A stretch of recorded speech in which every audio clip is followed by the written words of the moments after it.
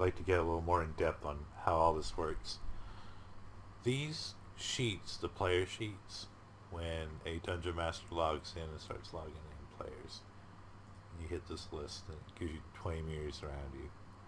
They log in and it allows them to log into game. It shows them in the player list. Now, I want to show you how these work when you're not in the database. They all start at 99995 coin 9999. And you only have like 16's a max on a lot of them, armor class and all that, because when you fight in game different foes, they roll back at you automatically and have to beat your armor class. And if your armor class is too high, then it's really hard. You just become invincible, and we need to have some sort of fairness in it. So the armor classes are very limited. But the way this works is these objects, as you win objects in game, you'll see them appear here. They're already there.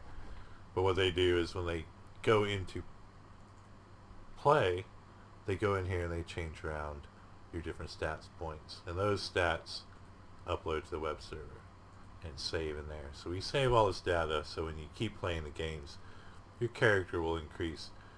In Second Life, you are a character. And that's why I just had, he uses your display name and not the ability to put a name in. I don't want to get too complicated with small details like that.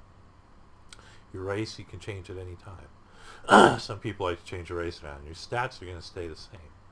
So your battle class, and there's magic crystals and such that give you different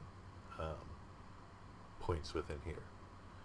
So everything's kind of built in. The dungeon master just kind of controls everything. This menu, these you won't be able to use. You'll only be able to give coin and take coin. I'm about to remove these for this video because I don't want people monkeying around, because it's a database and they can just pump their friends up or what have you. But you can give coin and take coin, and that's always a good thing in game. Quests, different people play differently, and I wanted to be able to accommodate all the different needs. Of course, I don't have the Constitution and some of the classes that you normally have in D&D, but I got the main ones that most people understand. And the stats do affect the modifiers when you start gaining things. The only thing that resets is the modifier for each game. So basically, if you had a 3-4 mod on this game, the next time you logged in and played, these would be the same, but your modifier would not be. I didn't want people to just start out with modifiers. You had to earn them as you play, because I'm making more and more versions of this game if this works out. So I wanted to make a video that's a little more in depth. These are your quests. You follow them as you go. They give them your bullet points, and I have these bullet points on the site too. And sorry, things are a little laggy today in Second Life as far as raising. But if it's too small for you to see, you can go online and get the bullet points there. Because this is a game that's designed for a dungeon master and players. And if you play D&D, then you understand what this is. If you do not play D&D, this probably wouldn't be the game for you. It's definitely not a solo game.